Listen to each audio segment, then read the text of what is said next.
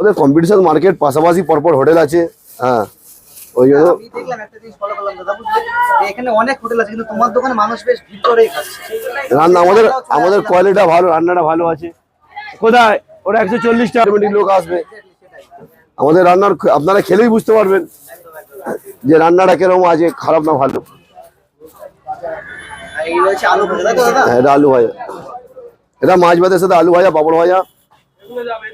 হ্যাঁ, এটা মাছ ভাতের সাথে ফ্রি। এইদিকে দেখতে পাচ্ছি বড় এক লিটার করে তরকারি রেখেছো, হ্যাঁ। এটা কি শেষ হবে আজকের মধ্যে? যতটা শেষ হবে দাম ডাস্টবিনে চলে যাবে। বাসি কোনো গল্প না আছে না না? না, যা এটা কিন্তু বেশ ভালো লাগে। যা থাকবে রাতের আমাদের সব ডাস্টবিনে সব চলে যায়। একদম সকালে কি আইটেম পায়? সব সেমই আইটেম। হ্যাঁ, সকাল থেকে ভাত, রাতে রুটি, তরকা, আলুর দম, ডিমের অমলেট, ডিম তরকা। আচ্ছা, দাদার নাম কার্তিক দা বলেন, তাই তো? কার্তিক, হ্যাঁ কার্তিক। বলছি মোটামুটি কত কিলো চালের ভাত সেল হয়?